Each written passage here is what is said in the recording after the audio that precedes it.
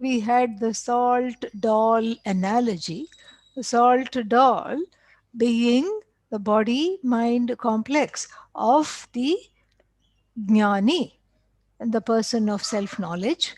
And then, just like you throw a lump of salt into the ocean or a body of water, and then it is everywhere. Similarly, from the individual standpoint, the jnani, after departing from this body mind complex, is indeed everywhere and everything. Now, from the same idea is expressed at the collective level. So, if we, in the last verse that we studied, where is this jnani? That is what the study was about, and what happens to the jnani after the body is cast off, and that jnani is one with Brahman. That is what was told. Now, the same idea is expressed from the standpoint of the collective. It answers the question, where is this Brahman? And if this Brahman is everywhere and everything, how do I wrap my mind about around this everywhere and everything? And so this answers this question, and it's a common in the Upanishad. There is a abiding presence of this particular metaphor, and the metaphor is the fat in the milk. In the milk is hidden the fat. Fat means what? Cream, butter, whatever you want. Butter. So the butter is hidden in the milk, and you cannot look at a bowl of milk and say, okay, this particular area the butter is hidden, or that area is there is where the butter is hidden. Yes, if you boil it, some of the fat comes on top, but that's not the example. The example is of freshly milked from the cow, a big bowl of milk, a pail of milk is there, and then how do you look for the butter? Can you have a magnifying glass? Can you have some kind of a scope to see the butter? No such possibility exists. So, but then the butter is in the milk. What is the proof? You take a churning stick, a churning rod, and then you churn the milk. And when you churn the milk, the repeated churning makes the butter come out in a lump. That is the metaphor. And even in other Upanishads, like the what is that, the Shvetashvatara Upanishad, also we have a similar analogy, and that analogy goes a little further, and those are expressed in verses 15 and 16 of the first chapter.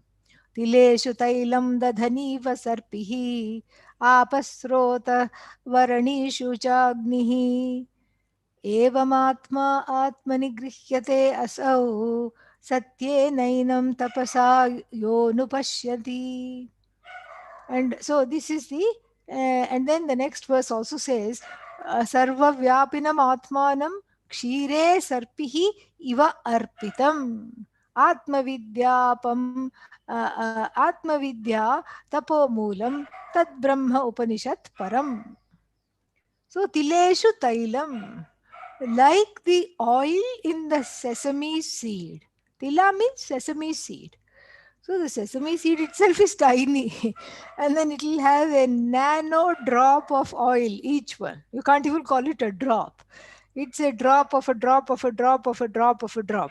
And so that nano drop in the sesame seed, that little fat sesame seed, and you cannot say it is in the top portion of the seed, the oil exists, or the oil resides in the bottom of the seed. It is everywhere. And dadhaniva sarpihi, like the butter hidden in the curds, yogurt. And then apaha srotaha, and like the water hidden in the gushing flow of the river.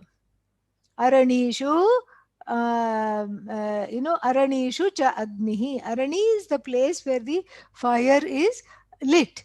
And for the yajna, it is two pieces of stone with a dry piece of grass or rope, a piece of rope put there, and then the friction brings out the fire, kindling.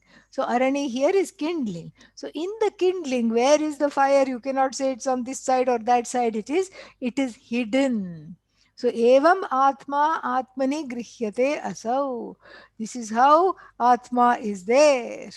And tapasa means jnanena, with the eyes of knowledge, the one who can see sees this. And then sarva vyapinam atmanam, this atma, this Brahman is everywhere. How kshire sarpihi iva arpitam, hidden like even the butter in the milk. And and how is it understood? Atma Vidya Tapo Moolam. It is understood through Atma Vidya, self knowledge, and through other austerities, karma yoga, tapas, meditation, etc. So you see, this is there even in some other Upanishad also. Maybe Amrita Bindu Upanishad, it is there. And so this is something which one can easily understand. And here the same idea is given. Kshirantar Yadvad Ajyam. And here the author goes a little step further. Rather than just talk about the all pervasiveness of Brahman, talks about the presence of Brahman as is experienced in the Jagat. And how is that? Kshira antar yadvad ajyam. Ajyam, fat, ghee, butter, and kshira antar, just like within the milk. Yadvad ajyam, just like the fat in the milk. How is it understood? Why? I told you, take a churning rod. No, no, no, no. It is understood even before then. You take a sip of the milk. This is for people who like to drink milk. And then there, even without adding the sugar to the milk, we find that the milk has its own sweetness. There is a sweetness in the milk, a natural sweetness. And here the author tells us, the author of the Shatasloki, that sweetness does not belong to the milk. It belongs to the butter. So, so maybe according to this theory, non-fat milk is not sweet. Perhaps we don't know. So, so the idea is that that it is hidden. All right, it is all pervasive, but it has a certain stamp of it. How is it understood? Madhurimna viditam, madhurima viditam. Madhurima means it is of the nature of sweetness. Madhuriman is the pratipadika, masculine noun. And people don't know this. And because they think anything that ends in a, long a, is feminine. So people, keep the names. So many people in India, they have the name Madhurima, Neelima, all Garima. They think they are women's names, but actually they are masculine names. Men should be named Madhurima, not women. Okay, it's a little aside. So anyhow, so Madhurimna is third case. So through the, in the form of the sweetness, Itham Bhute Tritiya here. So in the form of the sweetness, Viditam, understood. So Yadvat, just as the the the fat in the milk is experienced by everybody, by the people at large. You don't have to be a milkologist or a butterologist to know all this. You just can be a lay person without any knowledge of milk and drink the milk and know that it tastes good. There is a certain sweetness there, and it is understood. So there is two things that the author is wanting us to understand. First is the all pervasiveness of the milk, number one, and then number two, all pervasiveness of the fat in the milk, and number two, this is understood by everybody experientially, just like drinking the milk. So then he presupposes something in the last word of the first line, tat prithak bhutam asmat, meaning it is possible to separate it. And you see that the butter was blessing the milk with the sweetness. So once you take out the butter from the milk, so in other words, non-fat milk, lactose-free milk, milk-less milk, all these things. So many things are, proliferating the market. Now there is, in fact, all the milk people are protesting. How can you call almond milk milk? It is, it is not milk. So we should be the only ones. The milk lobby is saying, the dairy farmers are saying, we should be the only one that has the right to say got milk. Nobody else should say milk. No hemp milk. I mean, these endless numbers of milks have come into the market. Oat milk, hemp milk, cashew milk, of course, almond milk. Before that, soya milk, so many kinds of things. All kinds of milks are there. And then so therefore here, is milk, the question that the author asks is milk milk without having having taken out the butter in it? So then you can imagine, some kind of, only in America and other Western countries you get this lactose free, fat free milk. So milk without milk, the milkness, the milkiness in the milk is equated to Brahman, is equated to the sweetness of Brahman, which is experienced through even the consumption of finite objects in the universe. So the person doesn't have to be a Brahmajnani to delineate Brahman in the Jagat.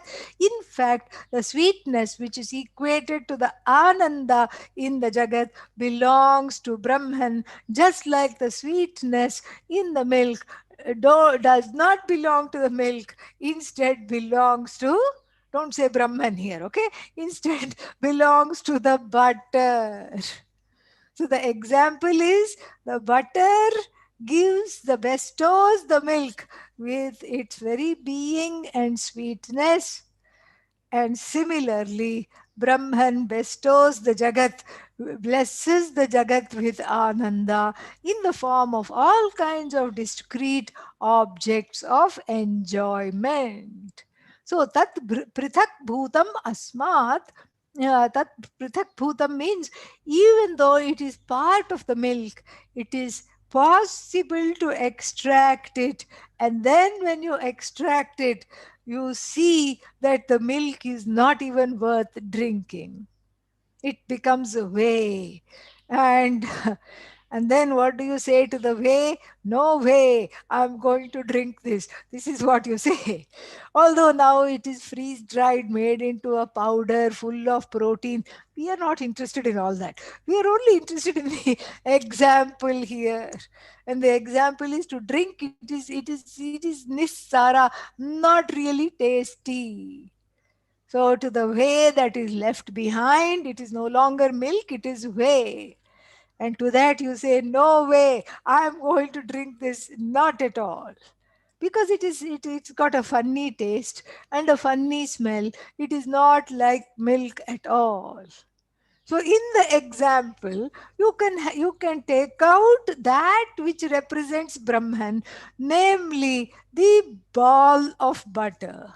You can take out the butter ball, and then you can see that, aha, in hindsight, the sweetness, the milkiness, that which made milk milk, was bestowed by the butter.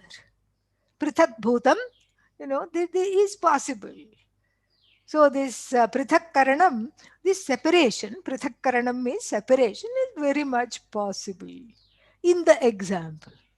How about in the Jagat? Can you churn the Brahman out and have a ball of Brahman to have and hold and say, aha, this was bestowing all my relationships, all my experiences in life with the sweetness of Ananda? Is that possible? No, not possible.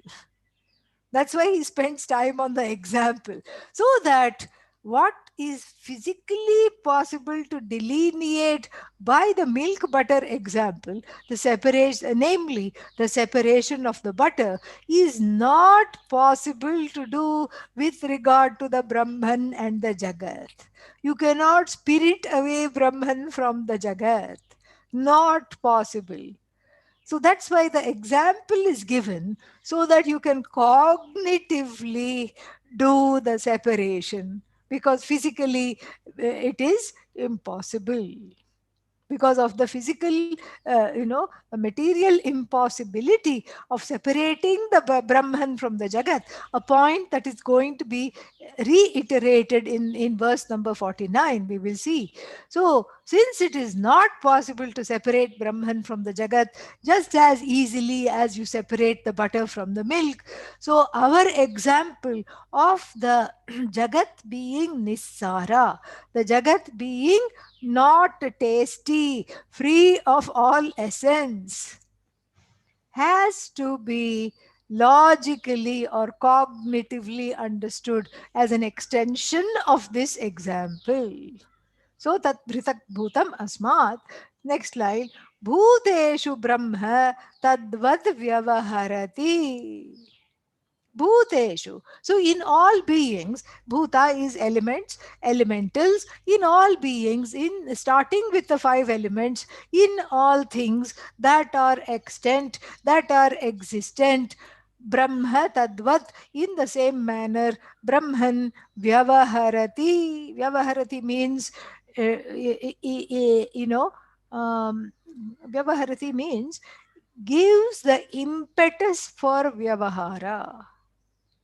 Brahman, in the form of all the five elements and all the beings, transacts business as it were, vyavaharati, freely moves around.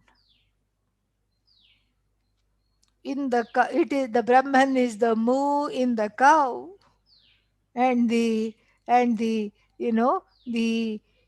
warbling of the cuckoo bird, the eyes, the lazy eyes of the crocodile that fool you into thinking it is not looking. And it lies, its hunting ability to lie still, half dead, looks dead, doesn't blink, doesn't need to blink, doesn't suffer from dry eyes, okay, doesn't need to blink.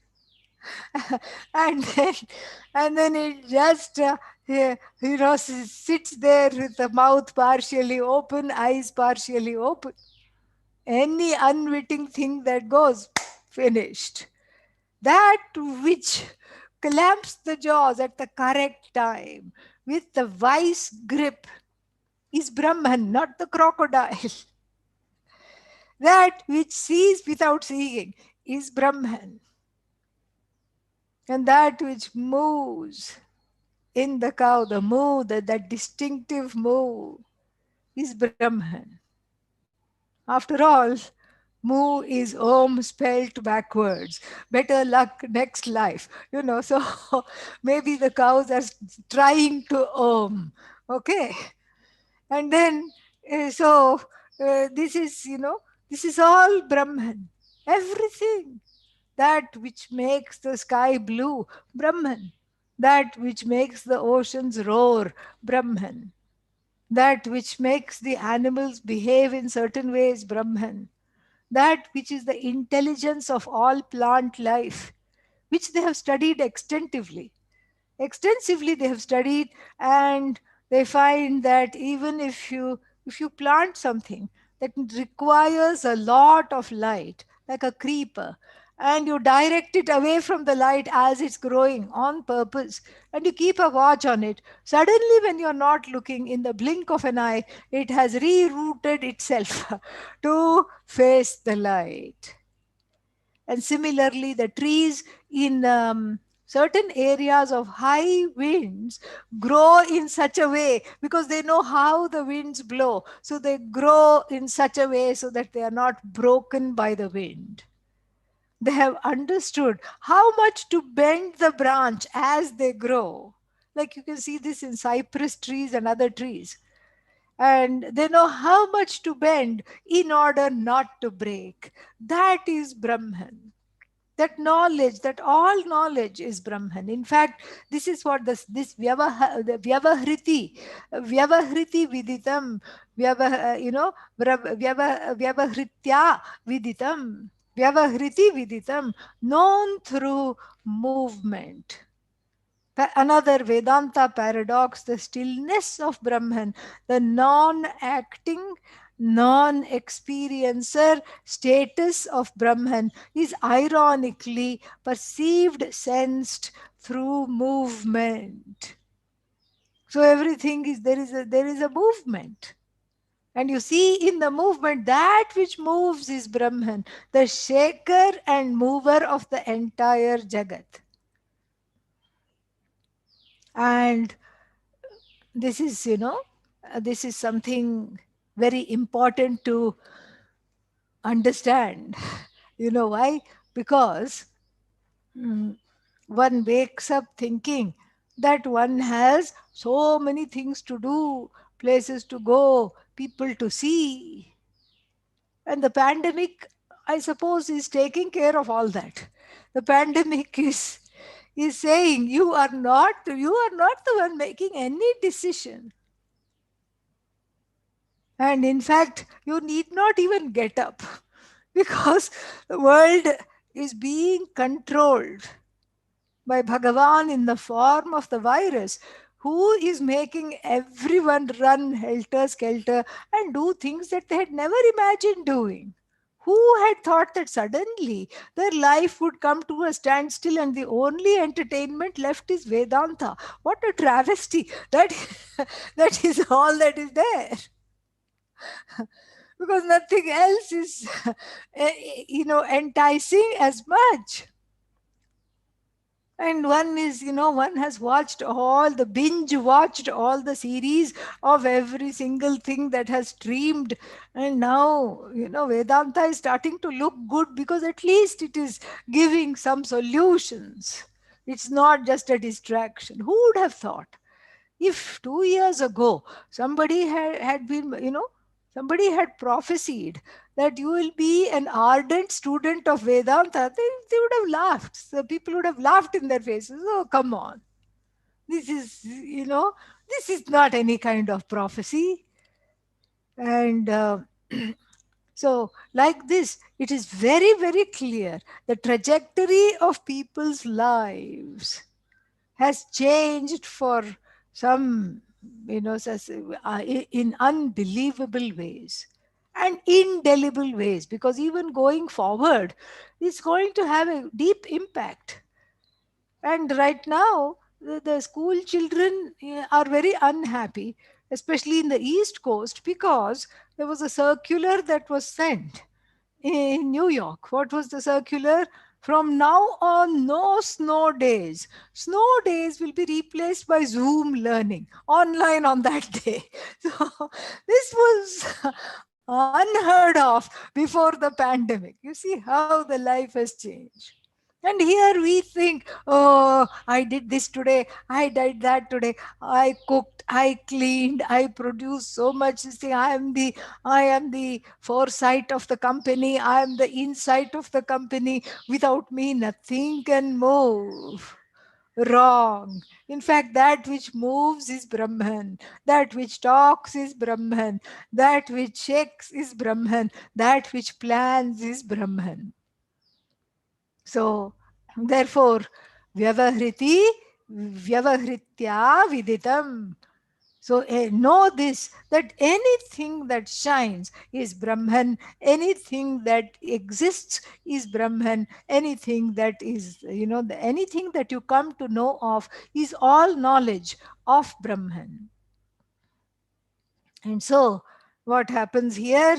And then, how else? So, that is, he gives two lakshanas to understand Brahman. That which moves, the impetus behind that which moves. It's not enough to say that which moves is Brahman. Then we'll go with a wrong understanding that Brahman is Karta. No. The impetus, the spurti and the satta. Satta spurti pradhanena. प्रदानेन यद्यद् वस्तु व्यवहारयोग्यं भवति. So, because of lending its existence and its sentiency to everything, this Brahman makes everything worth moving, shaking. Vyavahara yogyatvam asti. Vastuni, in the vastus, in all the things, we find that there is vyavahara yogyata, means that they are capable, all things are capable of moving, shaking, growing in certain ways. This includes the so-called insentient things like rocks, etc. Even there is also a certain intelligence in them. Some knowledge is there, and the only difference is they don't have a subtle body to express that knowledge.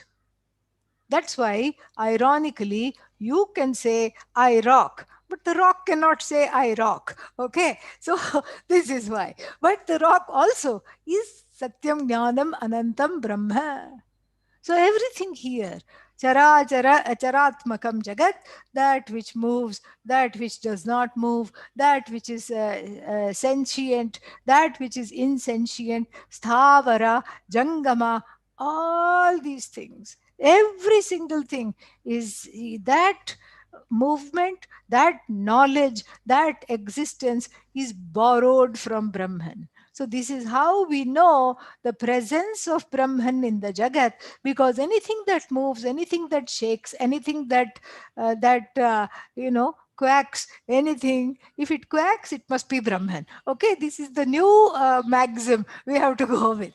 Okay, anything that walks, anything that crawls, that movement, that impetus for movement, that impetus for action is Brahman. So the first Lakshana. Second Lakshana is very interesting. It says Shranta Vishranti Bijam. Bijam, seed, abode, cause. This is the cause, the ultimate cause, seed, cause. Cause of what? Vishranti. Vishranti means a certain rest. Brahman is the ultimate cause for rest. As in, two ways. Everything rests in Brahman. And then who is reading this? The tired, battered Jiva. Battered by Ajnanam. Pun intended. Coated in a batter of Ajnanam. Put in the hot oil of samsara. Frying like a helpless pakoda. Okay? And then what? The slotted spoon called Brahman lifts this pakoda, puts it in a cool place to cool off. So, Shrantanam, for the people who are totally tired, battered by samsara. Why are they tired? Think about it. So it's not very difficult to see why one is tired. So one is going against the current all the time, not knowing fact number one, which is described in the in the second line. And what is fact number one? That Brahman is doing everything, which means what? I don't have to do anything. It is all happening. All I am is at best an instrument. Not knowing this, one takes on the mantle of doership and experiencership, and one is a shipwreck. That's what will happen. One is a wreck, as in shipwreck. Because this doership and experiencership, meaning the feeling that I am a doer, the understanding that I am a doer, that one, and then the the the the wrong understanding, I should say, and the wrong understanding, the wrong cognition that I am the bhokta of my karma phala. I'm the experiencer of the results of action. This is a big trap. And then I am the agent of action. Thinking like this is enough. These are the two ingredients of the recipe called exhaustion. This is tiring. Because think about this, if you think of yourself as the doer, as the agent of all action, there is such a responsibility, such a burden. And then one takes on that burden to be real, and then one starts to feel aches and pains, and then one attributes that to not having enough help. Then there is problems with other people's omissions and commissions. They could help, but they are not helping. I am doing more than my share, and I am completely down, and I have been badly treated. I am victimized. You see, the sense of agency is ironically contributing to the opposite sense of victimization. Look at this wonderful paradox. Behold this, very interesting. So, first you say, I'm the top, I'm on the top, I'm the agent of action. And then what? I don't feel so good. I think I have a fever coming on. This is called samsara jvara, the fever of samsara, the fever of wrongly attributing oneself as an agent of all actions. So the seeing oneself as the agent of action gives rise to sorrow because one is naturally imperfect. Being in a human body, well, the human body is imperfect. Being in a human mind, that we need not even talk about, it is definitely imperfect. Only thing you can say about the mind is never mind. That's all you can say with some level of certainty. So the body is imperfect, the mind is imperfect. Why? It is karmana jatam, it is born of karma. And so, of course, one has to experience this kind of a body. That is why it is all set up. The law of karma is perfect.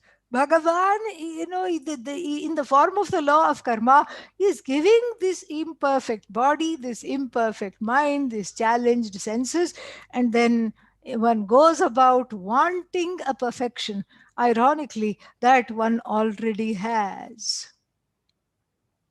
And the agency comes in a very interesting way. The more one thinks of oneself as an agent, then along with that comes a certain misplaced responsibility.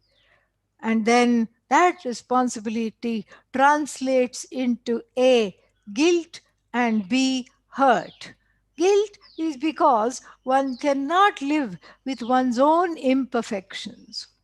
One is constantly haunted by one's own, what is that called, omissions and commissions.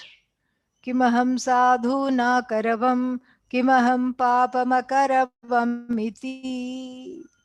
Taittiriya Upanishad says it beautifully. Why did I not do the right thing? Why do I keep doing the wrong things? Same question is asked by Arjuna in the middle of towards the end of the third chapter.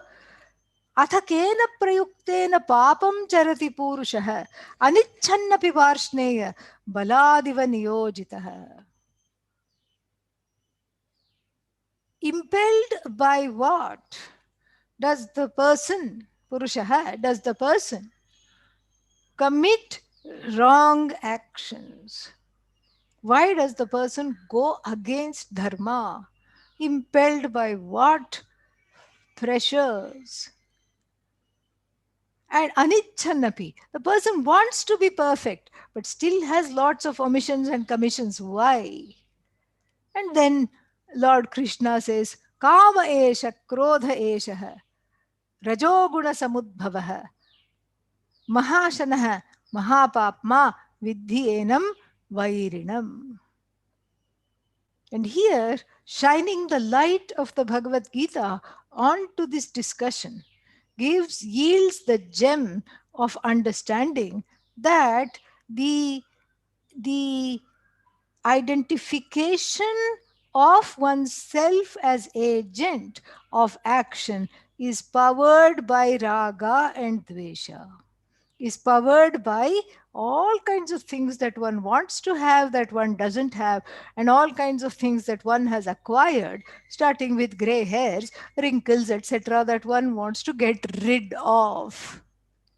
This is what powers the donning of the cloak of actor. And all this, of course, the ultimate cause is atma ajnanam, as we have seen. So naturally one is tired, because if raga dveshas are calling the shots on my notion of action and actor, on my actions and notion of actor, then they are in the front seat. They are hijacking everything and leaving in their wake a disaster zone, which I have to constantly clean up. Oh, I didn't mean to say that. Oh, I didn't mean to do that, constantly. This is the reason why one is very exhausted as an actor. There is a sense of guilt. And as a recipient of action, also one feels victimized. Somebody else got something better than me. How come they have a life that I wanted to have? The answer simply is because you have a life that they want to have. That's the only answer. That's how it is. It goes both ways. Somebody was telling me the other day, I am completely Indian. My heart is Indian and I'm crazy after Vedanta. I sit, sleep, eat, and dream Vedanta. But I have a European body. I'm in Europe. Why? The only answer to that is maybe there was some desire. Some desire. A Pandit in the last life with a remaining desire. Wonder what Europe is like. I have heard it's got very mild summers, unlike India. And Bhagavan happened to be passing by. This is just for fun, okay? Don't take it seriously. Tathastu! Bhagavan is happy to oblige. Tathastu! So the samskaras of the Shastra are carried in a European body-mind complex. That is the thing. And so, like this, this recipient of action, this the way, starting with everything is karma. Everything, you are not the producer of action, or of the results of action. And then the next level of understanding is I am not the recipient of the results of action. Then who is the recipient of result of action? It accrues to the body, mind, sense complex. The I notion has been walked over to Brahman, is no longer residing. The I notion is not residing with the body, mind, sense complex. So that which takes the I notion by the hand, like a reluctant child being led to school, is the grace of Bhagavan, and the school here, of course, is the Shastra. School is Shastra, school is Brahman, everything, because the Shastra and the end of the Shastra are the same thing. The result of the Shastra and the Shastra are one and the same thing. And so the person, the I notion is led from its familiar, surroundings, which is the identification, the strong identification with the body, with the mind, with the senses. The I notion is gently led to the Shastra with the grace of Bhagavan, the grace of the Guru. And then after a while, after squirming in its seat, the Ahankara sits down to enjoy itself. This is this is what should happen. If this doesn't happen, then the consequences are dire. Because if you think yourself to be the recipient of action, this is the source of hurt. So karta, bhokta, guilt and hurt dog one. And that's when one needs vishranti. Vishranti means rest. And this rest is supplied in two ways. Bhagavan cannot stand to see you running around like a chickenless head. Okay. And so Bhagavan has given Ratri. Ratri means night.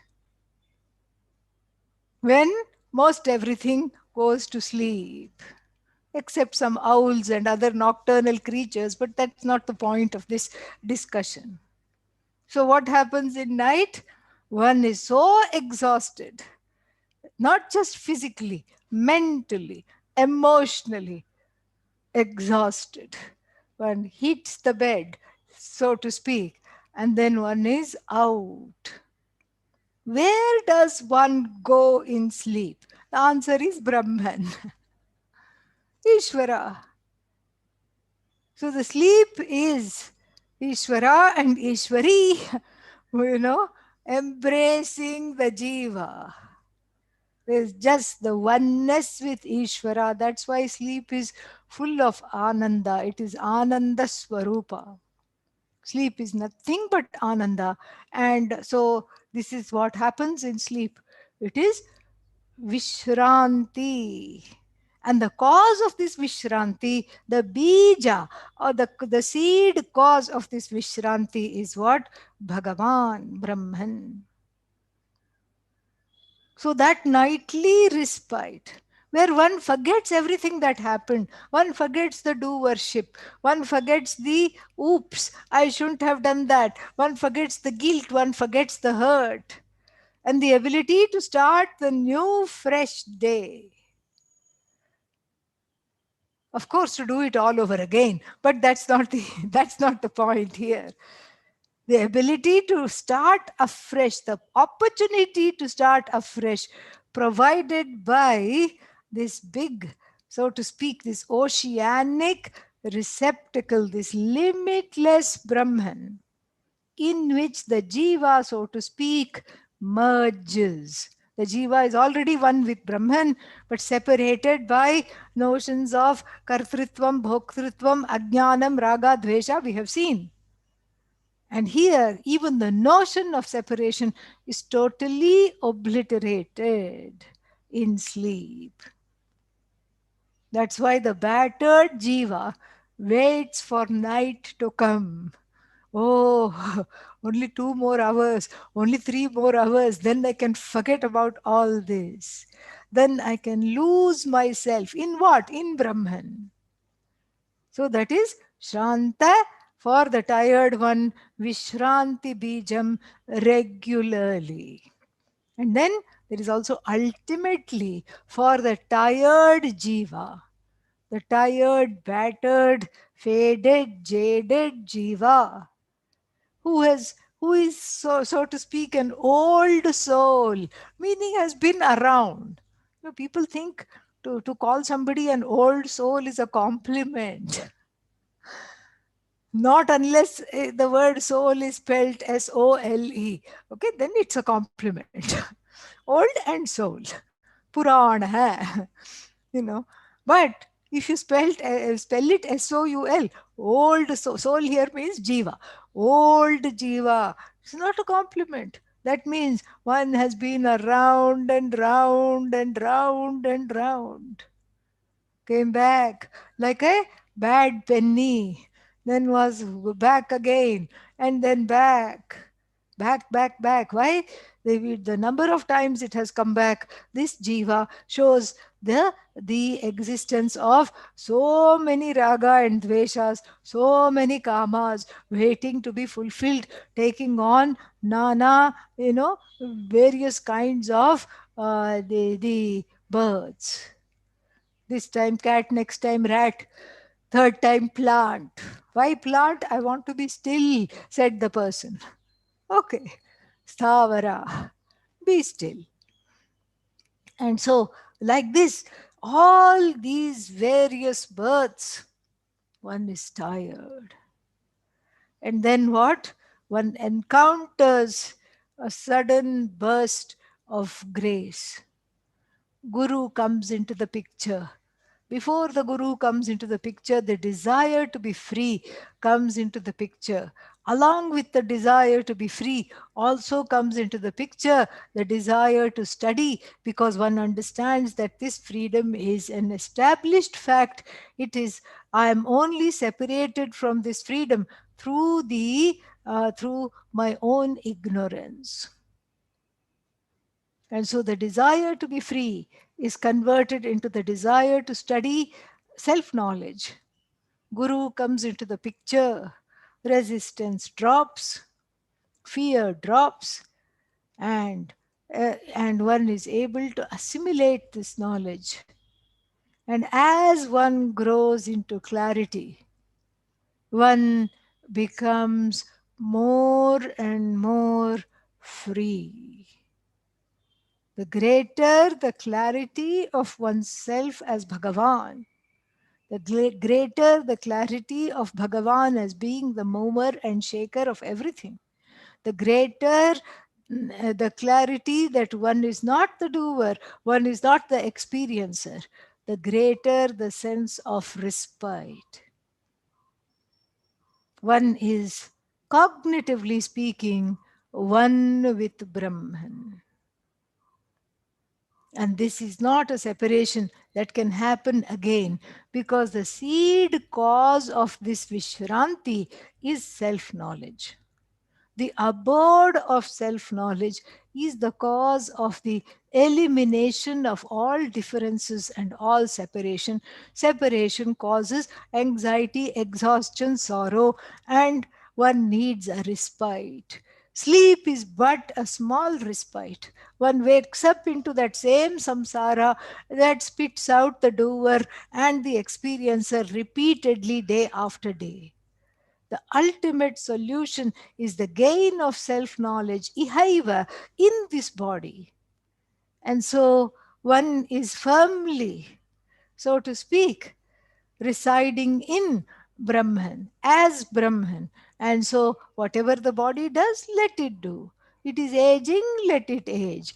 It is getting corona, let it get corona. If it dies, let it die, because the body is not the I. This is understood totally, and there is no more a frenetic addiction to action.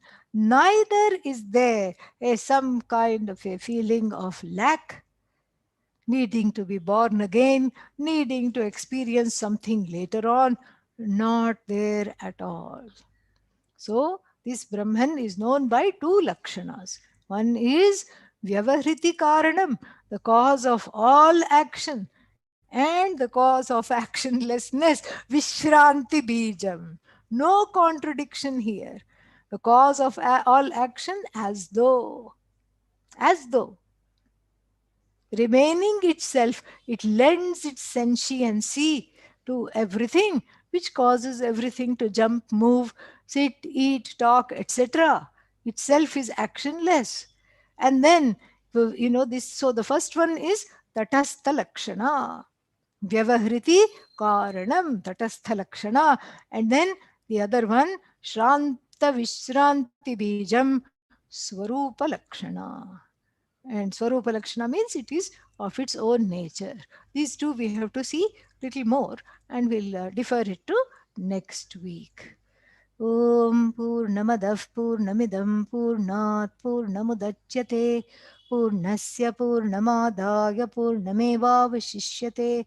Om Shanti Shanti Shanti. Harihi Om. Shri Gurubhyo Namaha.